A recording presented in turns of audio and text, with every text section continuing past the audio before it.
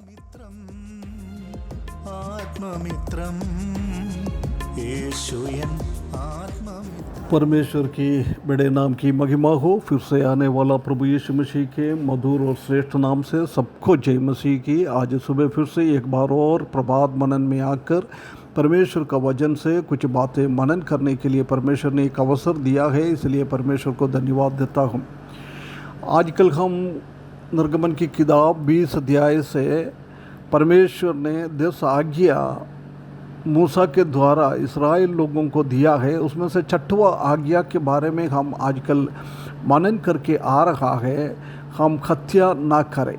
उसमें से 8 आत्मिक बातें पिछले दिनों में हमने याद किया है। आज 9वीं बात की ओर हम हमारा मन को लगाएंगे। 9वां पॉइंट में ऐसी हम देख सकता है, repent of your sins of hatred, anger और मर्डर।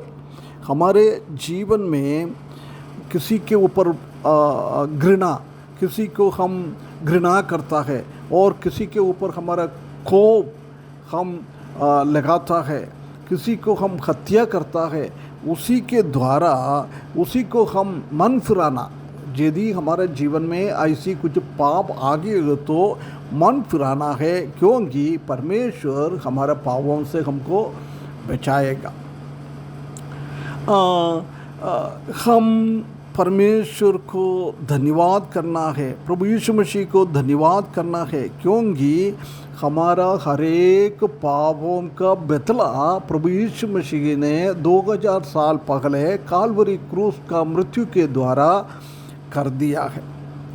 उसी का खून के द्वारा परमेश्वर ने हमको साफ कर दिया है।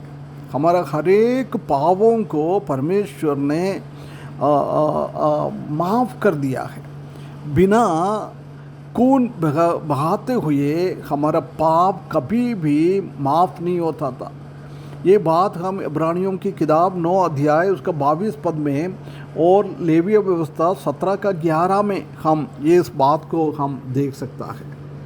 हम जानते हैं कि पुराना नियम में यदि कोई मनुष्य पाप करेगा तो उसको एक बिना कोई कमजोरी का एक जानवर को लेकर उसी को बलि चढ़ाकर उसी के खून के द्वारा उनको पापों बचाता था।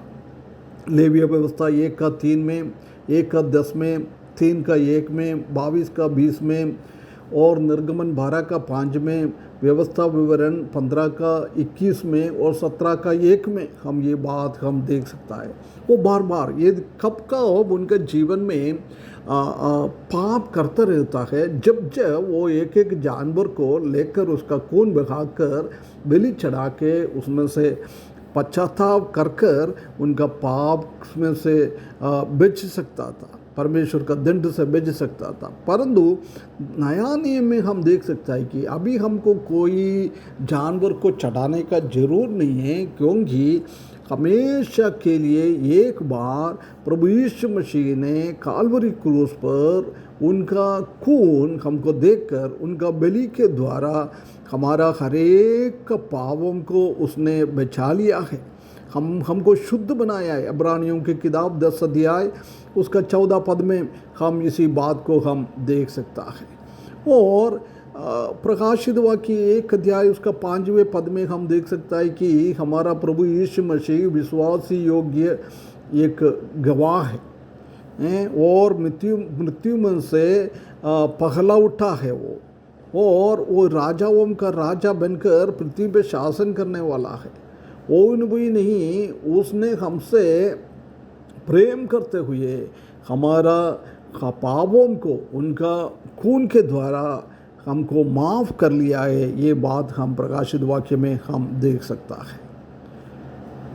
यदि परमेश्वर ने जानवरों का खून के द्वारा लोगों को पाप क्षमा कर सकता है, तो हमारा प्रभु यीशु मसीह का लहू के द्वारा हमारा कितना भी बड़ा पाप हो, कितना भी हमने हत्या किया हो, कितना भी हम लोगों के ऊपर घृणा किया हुआ हो, गुस्सा किया हुआ हो, ये सब हमारा परमेश्वर प्रभु यीशु मसीह अपना लहू के द्वारा हमारे ऊपर से बचाता है। कितना एक बहुत बड़ी बात हम परमेश्वर की देख सकता है। इब्रानियों की किताब 9 अध्याय 14 पद में हम देख सकता है कि परमेश्वर का प्रभु यीशु मसीह का खून हमारा कितना भी पाप हो, कितना भी गंदगी हो, वो सब उनके खून के द्वारा वो हमको बचाता है। हमारा कितना भी गिल्टी हो,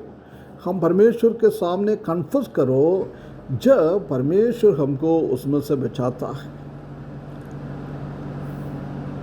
हम जानता है कि ये ऐसी पाप, ऐसी एक घृणा, ऐसी एक कोप, ये सब शैतान का काम है, परमेश्वर का काम नहीं है। पहला यूहन्ना 1:9 में हम देख सकता है। उसके बाद हम देख सकता है कि renew your mind and relieves any anger और हेट्रेड इन योर लाइफ।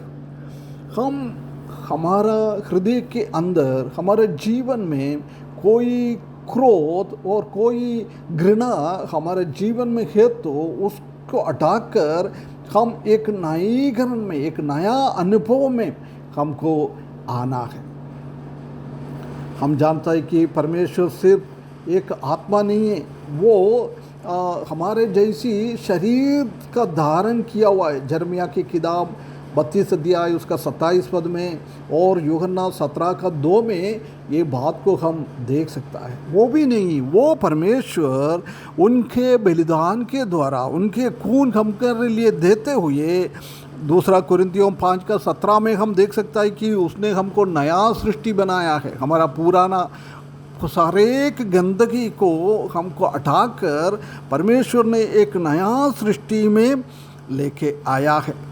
और दाऊद भजन 51:1 से 3 तक और 7वें पद में हम देख सकता है कि कैसी हमारा शरीर का गंदगी को परमेश्वर ने माफ़ कर दिया है, धोया है। इसी बात को हम देख सकता है।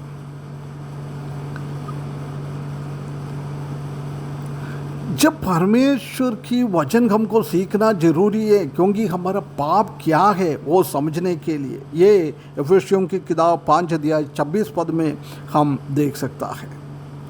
हम हमारे पापों को परमेश्वर के सामने हम मानेंगे तो, उसी में से पश्चाताप करेंगे तो परमेश्वर हमारा अधर्म को माफ़ करते हुए हमको एक बहुत बड़ा, परमेश्वर ने हर एक चीज़ों को माफ़ करता है। ये पहला यूहन्ना 1:9 में और यूहन्ना 15:3 में और पहला कोरिन्थियों 6:11 में इस बात को हम देख सकता है। इसलिए ये हमारा बहुत बड़ा ज़रूरी है कि, कर्तव्य है कि हम ऐसी हमारा हृदय के अंदर की, हमारा मन के अंदर की, हमारा शरीर की गंदगी को हम पूर्ण रीति से प्रभु यीशु मसीह के लहू के द्वारा धोकर हम एक नया शरीर में, नया मन में परमेश्वर की आराधना करना, स्तुति करना है। ये पौलुस रोमियों की किताब 12 अध्याय 1 और 2 पद में हम देख सकता है। प्रिय विश्वासियों, हमारा जीवन में, हमारा जीवन को खराब करने वाला जैसी ऐसी क्रोध और ईर्ष्या हमारे जीवन में है क्या?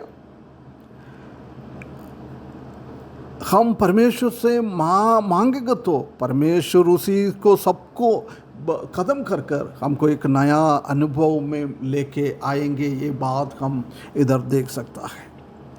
और हम देख सकता है कि यदि हम परमेश्वर के सामने प्रार्थना के लिए आता है और आराधना करने के लिए आता है, जब हमने क्या करना है, हमारा भाई बहनों के साथ कोई गलती उसने हमसे किया और नहीं तो हमने उनसे किया है, वो माफ़ी मांगते हुए उसके बाद हमको परमेश्वर के चरणों में आना है। ये प्रभु यीशु मसीह ने बहुत क्लियरली मत्ती सुसमाचार 5 अध्याय 23 और 24 पद में लिखा है, यदि तुम आराधना करने के लिए कुछ भेंट लेके आ जाता है, जब तुम्हारा दिमाग में ऐसी कोई किसी के साथ कोई गलत किया हुआ है, नहीं तो किसी ने हमारे ऊपर कोई गलत किया है, वो हमारा दिमाग में याद आएगा तो हम वो भेंट को, वो वेदी के उधर छोड़कर हम सबसे पहले जाके उनसे हम मेल मिलाप करना है, उसके बाद आकर हम परमेश्वर को आराधना करना है। प्रिय भाइयों बहनों, ये हमारे जीवन में बहुत अनिवार्य है, बहुत अनिवार्य है। इस वचन के द्वारा परमेश्वर के लिए ऐसी एक नमूनादायक जीवन बिताने के लिए परमेश्वर हमको सबको सहायता करे। उनके बड़े नाम की महिमा हो।